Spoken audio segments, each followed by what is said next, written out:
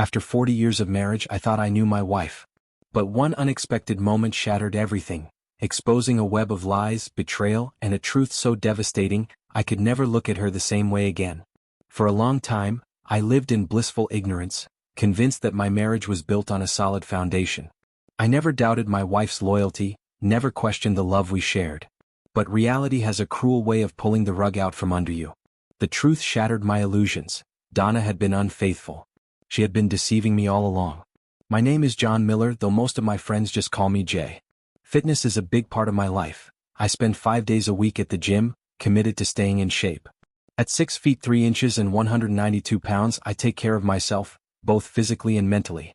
About 8 years ago, I made the bold decision to leave behind the corporate world and build my own company from the ground up. It wasn't easy, but I turned that risk into a success. Meanwhile, my wife, Donna, continued climbing the ranks at a well-established corporation, one of the top 50 in the country. She's dedicated 24 years of her life to that company. She started as an OT analyst, landing the job just a month after we got married. About 5 years ago, she transitioned into a role as a training instructor, keeping up with the ever-evolving technological landscape. Her job requires her to attend at least 20 days of educational programs every year. At 46, Donna still looks incredible. Her commitment to her career and her appearance is undeniable. Our son Mark is 22 and full of ambition. He's a bright, hardworking young man with dreams of joining my company someday. But I've always been firm about one thing. Before I'd ever consider bringing him into the business, he needs to gain real-world experience. I told him he'd have to spend at least 5 years in corporate America first, learning the ropes, facing challenges, and growing as a professional. I believe those years will be invaluable to his development. Donna and I have our differences like any couple. She hates the smell of beer in the house, always complaining when I start brewing a new batch. I make sure to plan it carefully so it doesn't bother her too much. Little things like that always seemed normal, just part of married life. But then everything changed. It was late at night when I stumbled upon the truth, the moment that shattered everything. At first, I clung to the appearance of normalcy. I called her, just wanting to hear her voice, trying to reassure myself that everything was fine. I'm counting down the days until Friday, I told her. I can't wait to finally fall asleep in your arms again. Will you come to the airport? There was a pause. Then, in the calmest, most collected voice, she replied, I have to stay late and take care of a few things. It wouldn't be fair to neglect my responsibilities. I love you, she added. I'll see you on Friday. That was the moment it hit me, something was wrong. It was the first time Donna had betrayed me. And even though I didn't have all the pieces yet, I could feel the truth clawing its way to the surface. Despite the late hour, I knew I needed advice. I reached out to someone I trusted, hoping for clarity, for guidance on what to do next. And that's where it all began. The next morning, I planned to reach out to Frank as soon as the sun came up. But before I could, the doorbell rang unexpectedly. It was Frank Jones. Apparently, Steve had already spoken to him and urged him to get in touch with me. I sat down with Frank and repeated everything I had already told Steve, going through the details once again. When I finished, Frank took a brief pause before asking a question that made me stop in my tracks. You've been happily married for over 24 years, he said. Are you sure you're ready to uncover the truth? His words made me hesitate. Was I truly prepared for whatever I might find? Still, my curiosity got the best of me. What do you mean by that? I asked. Unfortunately, there were no hidden messages, no secret notes waiting for me in the bathroom. Feeling restless, I turned back to Donna's closet, determined to find something, anything, that might give me some clarity. I started with her hanging clothes, then carefully sifted through every shoebox. But even after an exhaustive search of our bedroom, the guest room, the study, the garage, and even the attic, I was still left with nothing. No answers. No revelations. By 5 p.m., one thing stood out. We had noticed that Donna had been doing laundry more often than usual. It seemed insignificant at first, but the more we thought about it, the more it felt like a piece of the puzzle. Frank and I discussed it and eventually decided on a plan. Frank would intercept her bag at the airport, and I would find a way to disable the washing machine, preventing her from immediately washing anything when she got home. Just before leaving, Frank mentioned that he had a contact in Dallas who was currently at Donna's hotel. He planned to speak with him in the morning and would call me afterward with any new information. After Frank left, I stood in the middle of our home, feeling an overwhelming sense of displacement. I realized I couldn't bring myself to sleep in our bedroom that night. Instead, I found somewhere else to rest, though sleep felt impossible.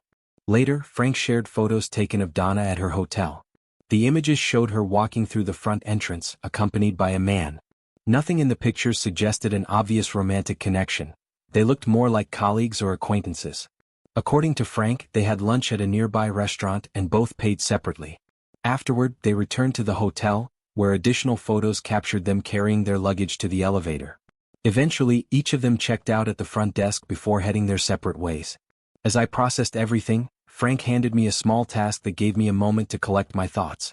Back in the kitchen, he suggested taking a DNA test and asked if I could find a comb or brush with hair from each of the children. At that moment, my mind raced with possibilities. What was I about to uncover? I sat down across from Frank, my mind still racing from everything that had unfolded. Why do you suspect the children might not be mine? I asked, my voice tight with confusion. I don't understand at all. Frank met my gaze with a calm but serious expression. You wanted full transparency, didn't you? He said. This is just another task on our checklist. One more step toward getting the truth. I exhaled, trying to steady myself as he continued. He explained that before a child's first haircut, it was common practice to collect a single strand of hair. We only needed one from each child, which he would later attach to a sample in his briefcase. The thought of it unsettled me, but I didn't argue. As Frank prepared to leave, he turned to me with one final reminder. If you get the chance, check for any unusual stains on Donna's underwear. It might tell us something.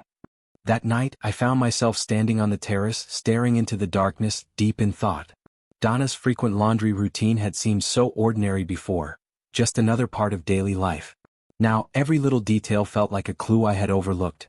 But no matter how hard I searched for something suspicious, nothing jumped out at me. Just before dawn, my phone buzzed, breaking the eerie silence. It was Frank. Dana's luggage has been successfully delivered to the lab, he informed me. His voice was steady, professional. But before hanging up, he added one last piece of advice. Whatever happens next, keep your composure. Stay in control.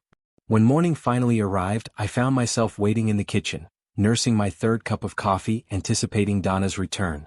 As she walked in, wrapped in a bathrobe, she looked relaxed, almost glowing, as if she had just returned from a rejuvenating getaway rather than a business trip.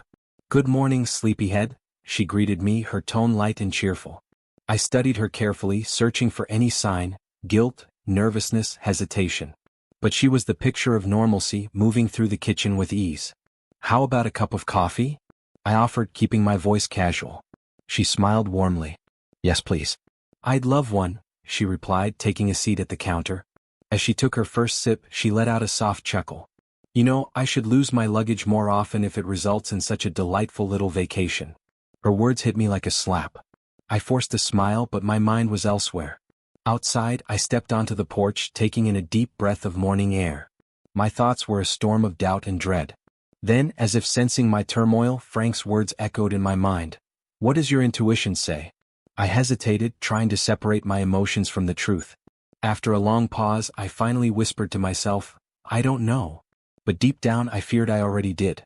I've discussed this with Joe in Dallas, Frank said, his voice steady but firm. We're certain that Donna has been having multiple affairs for quite some time. His words hit me like a gut punch. He went on, detailing the observations he and the others had made, moments of undeniable closeness between Donna and different men in their group. It wasn't just suspicion anymore. It was fact. Before leaving, Frank left me with one final thought. You need to make a decision, not just about Donna but about how to handle the people involved. With that, I knew what I had to do. I picked up my phone and called my lawyer, Michael Davidson, the best divorce attorney I knew. This wasn't just about betrayal anymore. It was about taking control of the situation before it spiraled further. Later that evening, Frank arrived unannounced. His expression was grim. He wasn't alone. Steve was with him, though he seemed unaware of the reason for their visit. Frank had insisted on bringing him along, thinking I might need a friend there when the truth came out. As they stepped inside, I felt my body tense. My instincts told me that whatever Frank had to say wasn't going to be easy to hear. I have some bad news, he said solemnly, and I think it's best discussed in person. I hesitated for a moment, glancing at Steve. Despite the weight of the moment, I knew I didn't want to go through this alone. I nodded toward the chair. Stay, I said. You should hear this too. Frank took a deep breath before delivering the final blow. The test results came back. The room fell silent. I could hear the blood pounding in my ears. I wasn't even sure I was breathing. In the days that followed, Steve, Frank, and Dave sat me down and walked me through the next steps. They laid out the legalities, the strategy, the practicality of filing for a no-fault divorce.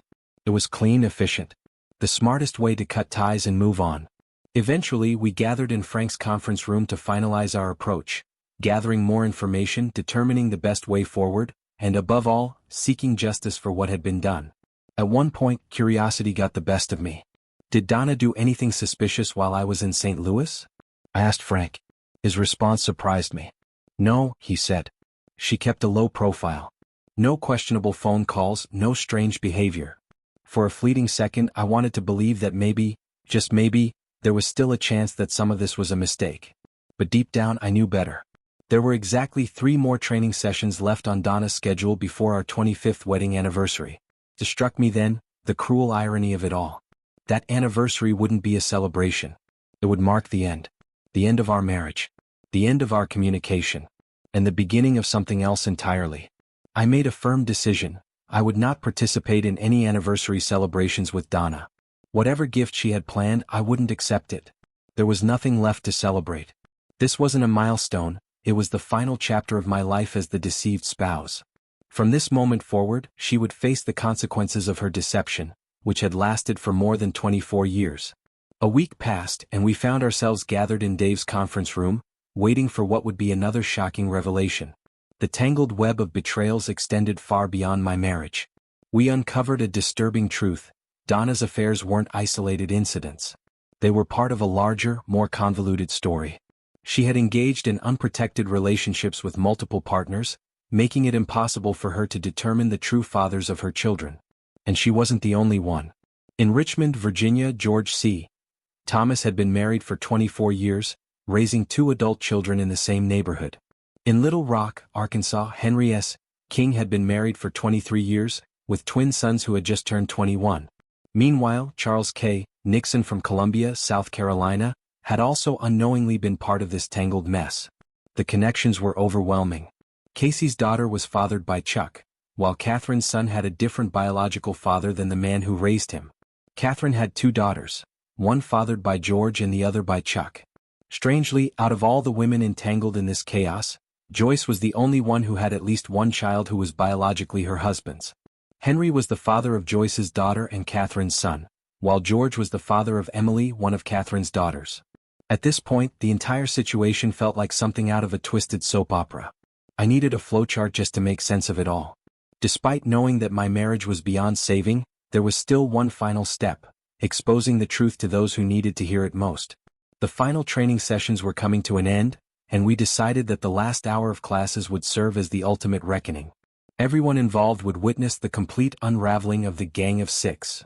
Dave, Frank, Steve, and I worked together to develop a strategy, one that would strip them of their ability to manipulate or hide behind lies any longer. Once the groundwork was laid, my moment arrived. After Donna left, I took the initiative to reach out to the spouses of our so-called close-knit group. They too deserved to know the truth. This was no longer just about my marriage. It was about exposing years of deceit, betrayal, and broken trust. And one way or another, it was all coming to light. I shared my plan with them, how I intended to surprise Donna in Orlando for our 25th wedding anniversary. It was supposed to be a milestone, a celebration of everything we had built together. But now it had become something else entirely. Sitting with my children, I knew that what I was about to say might be difficult for them to hear. I may say things that embarrass you, I admitted, but I need you to understand, nothing I say will ever change the way I feel about you. I looked them in the eyes, making sure they truly heard me. You are adults now, and while I can't legally adopt you, I would in a heartbeat if I could. That doesn't change the fact that I love you both deeply and will always consider you my children. But whether or not you choose to attend, that's your decision. In the end, she is still your mother. Take your time. Think it over. Life has a strange way of making you feel at home even when you're drifting. You may find yourself in situations that force you to leave to escape for a while, but no matter how far you go, your heart always longs to return to the embrace of family. And in those moments of gratitude, when you wake up knowing you are surrounded by those who love you, you can't help but thank God for the joy they bring. It's in that state of contentment, that blissful ignorance, where people believe life couldn't be any better. Until reality strikes. Imagine this. Your spouse, the person who vowed to love and cherish you, leaves you and your children a day earlier than planned, claiming it's for an important engagement. But the truth? They left only to indulge in pleasure with someone else. And as if that weren't enough, they decide to extend their stay, 2 extra days, just to continue their affair. Then they return home, exhausted from their double life, needing an entire day to recover before they can even look at you, the person they claim to love. How much love, respect, and care do you think they truly feel for their spouse? For their children? And the most painful part? You're not the only one who knew. There were others who were aware of this betrayal long before you ever found out. The weight of that truth is crushing. I wanted this to be a complete surprise, for everyone. No warning, no time to prepare excuses. I planned to lay out all the evidence I had, giving each betrayed spouse the opportunity to process the truth in real time, to react however they saw fit. No more lies. No more pretending. Before we arrived at the hotel, I turned to my children. By the way, I said, don't forget, you have stepbrothers and stepsisters out there. You may want to meet them someday. The weight of that statement lingered in the air. At exactly 2 p.m., all 5 remaining betrayed spouses joined us at the hotel. We had the chance to sit down, talk, and share a meal together, united by an unthinkable betrayal. It was surreal. Over lunch, we laughed at the absurdity of it all, the cruel irony of the situation. And then, as if on cue, the main event began. We had planned this moment carefully. The perfect execution of a long overdue reckoning. As we stood in the ballroom, preparing for what was meant to be a grand anniversary celebration, a group emerged from the hallway, led by Emily. The very people we had come to expose. The moment they stepped inside, the photographer captured a stunning shot of Donna's face. Her expression was absolutely priceless, pure shock frozen in time. But she wasn't alone. The entire group of unfaithful partners stood there in absolute panic, their carefully constructed web of deception unraveling before their eyes. I grinned as I watched Emily introduce Donna to the betrayed spouses of her so-called friends. It was obvious that Emily was enjoying the chaos as much as I was. I had never seen her in such high spirits. Then, amidst the commotion, George finally found his voice. "Why do you think I'm her father?" he demanded.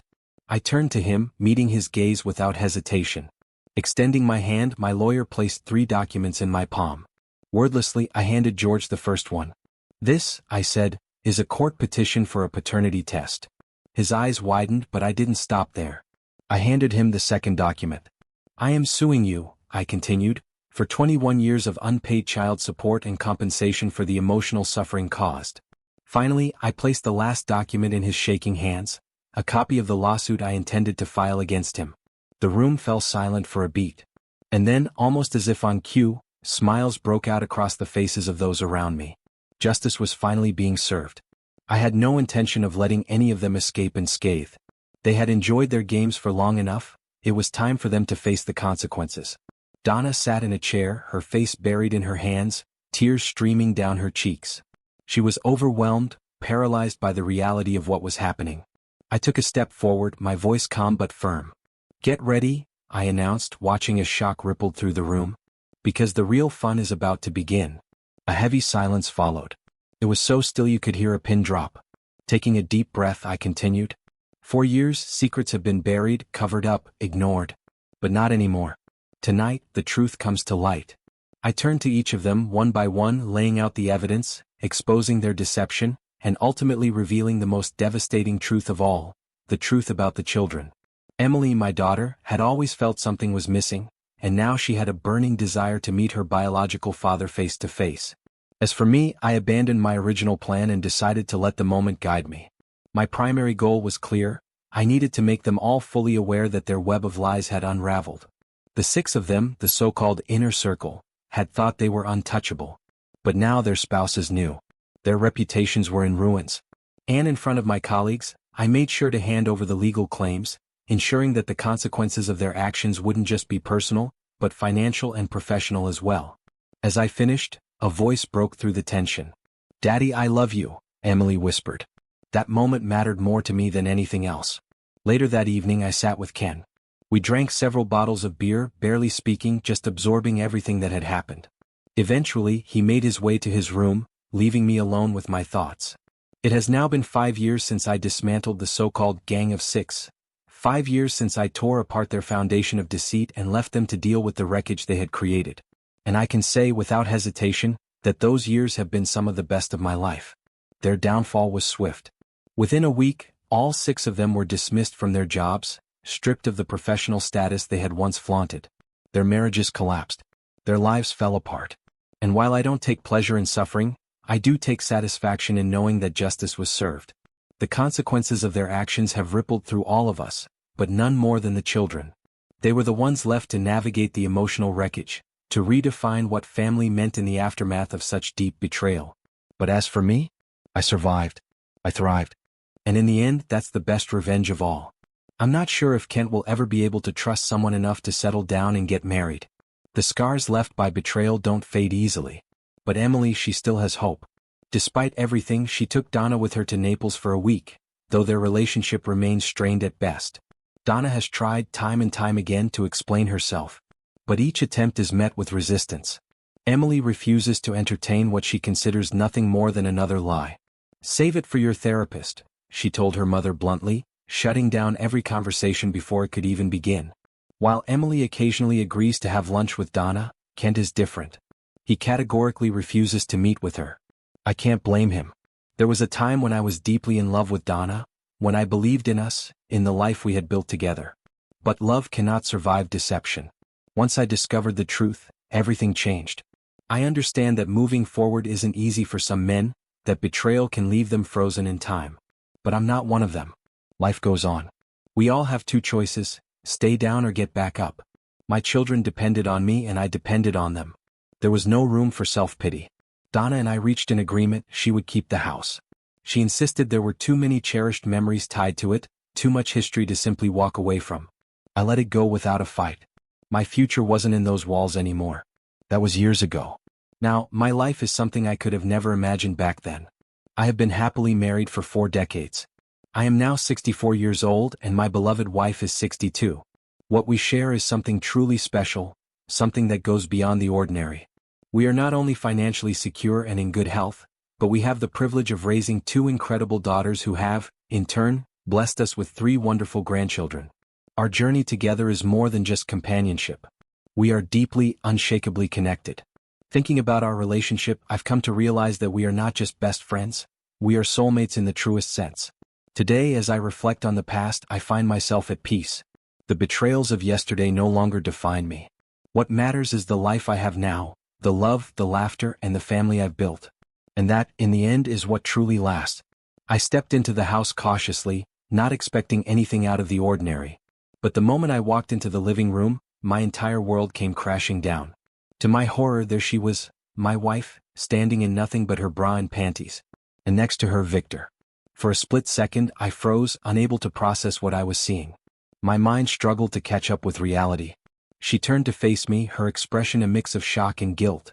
Victor, on the other hand, reacted immediately, scrambling to put on his shirt and bolting for the door. Without a word, he hurried to his car and sped away. I stood there, staring at my wife, waiting for an explanation. A confession. Something. But instead of remorse, she lashed out. "You're being completely unreasonable," she snapped. "You have some kind of mental disorder if you actually believe what you think you saw." I couldn't believe it. After everything, she was trying to gaslight me. The truth was, I had never doubted her before. As I had always said, our marriage had been strong, or so I thought. I had trusted her completely, never once questioning her faithfulness. There had never been a reason to suspect anything. But now I could feel it in the air, the weight of all the moments I had ignored, the signs I had brushed aside. I needed space. Clarity. So I took a step back, both literally and figuratively. The next day I went to play golf, hoping it would clear my mind. But as I walked the course, memories kept resurfacing. Little moments from our past. Things that suddenly seemed different. Had she always been unfaithful? Had she manipulated me all these years? The more I thought about it, the clearer it became. I had been blind to the truth for far too long. Had I not caught her in that exact moment, I probably would have kept accepting her explanations without question. And then it hit me like a wave crashing over me. I had been carrying this doubt, this unease, for longer than I realized. And now that I had finally acknowledged it, I couldn't ignore it anymore. But the realization didn't bring relief. It only fueled my anxiety. The sleepless nights began. The overwhelming thoughts consumed me, making it impossible to rest. No matter how much I tried to push them away, The images replayed in my mind on an endless loop. And then, the final betrayal, when she flat out denied everything not just to me but to our own children. She roped them into this, forcing them into a reality where their father was the crazy one. She concealed the most important details, twisting the narrative to make herself the victim. But I knew the truth. I would never forget the sight that burned into my memory, her standing in that alluring bikini too close to our grandson's friend, pretending like nothing was wrong. That was the moment I knew. That was when I realized my marriage had been built on a foundation of lies. In therapy, I was introduced to the concept of mindfulness, to being present, to accepting reality as it is. But despite my best efforts, I struggled to grasp its essence. How could I, when my entire reality had been shattered? I struggled to master the art of being present. No matter how much I tried, my mind refused to stay in the now. Weeks passed, and I found myself avoiding any discussion about my wife's infidelity. I buried it, convinced that if I didn't speak about it, maybe it would lose its power over me. But silence was a fragile shield, one that inevitably shattered. The turning point came when I could no longer suppress my emotions. They had been festering inside me, pushing against the walls I had built. And finally, I snapped. I forced myself to speak, to say out loud what I had been choking down for so long. Her betrayal wasn't just a single act, it was the culmination of over a decade together. And despite everything, my memories of our life were still painfully fresh, as if they had happened just last week. She listened, mostly silent. I watched her carefully, noting the way she absorbed every word. For the first time, I got the sense that she was truly overwhelmed, not just by my pain but by the sheer volume of what I remembered. It was as if she had underestimated me, assuming I had been blind to more than I actually was.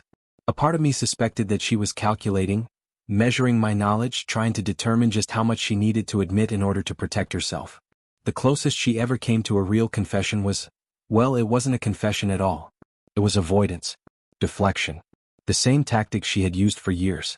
But my anger, my need for answers wasn't just about her. There was someone else I needed to confront. Taking a deep breath, I picked up the phone and dialed a number I hadn't called in years. When the line connected, I hesitated for a moment, gathering my courage. "John," I finally said, my voice carefully measured. "It's been a while, hasn't it?"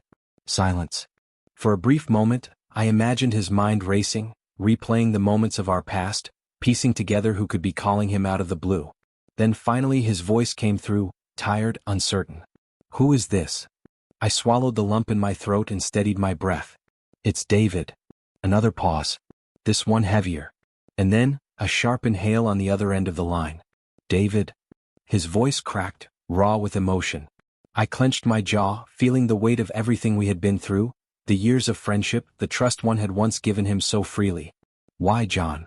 I choked out, my voice thick with a mix of anger and grief. "How could you do this to me? You were my closest friend." A strangled sob broke through the receiver, his breath ragged, his words barely forming between gasps. "David, I can't even begin to tell you how sorry I am. But sorry was too little, too late." "I am," he admitted, his voice heavy with sorrow. The grief in his words was undeniable. "It was a terrible mistake," he continued, his breath shaky. "One that haunts me every single day. I regret it with everything in me." And I believed him. I could hear the weight of his remorse, the pain of knowing he had destroyed something that could never be repaired. But even as he spoke, my heart remained heavy. Regret didn't erase the betrayal. Apologies couldn't turn back time. Realizing that I needed space, needed time to process everything, I told him we should part ways for now. Maybe distance would give us both the clarity we needed. Maybe it wouldn't change anything at all. But I knew I couldn't move forward without first stepping away. It was time to reflect, not just on this moment but on the state of my marriage. After more than 4 decades together, me at 64, her at 62, I had once believed that our bond was unbreakable. That we had built something strong, something real. But everything changed when I discovered her relationship with our grandson's friend. That revelation opened a door I could never close. Disturbing memories surfaced, forcing me to reevaluate everything. Had she always been unfaithful? Had I ignored the signs for years?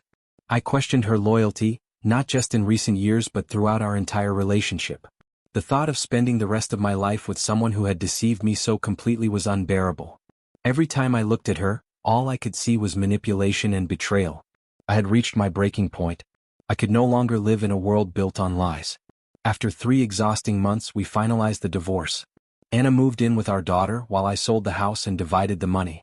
With nothing tying me down, I packed my bags and set off to travel the world, searching for something, peace, perhaps, or maybe just distance from the wreckage of my past. The children later told me that Anna was drowning in shame.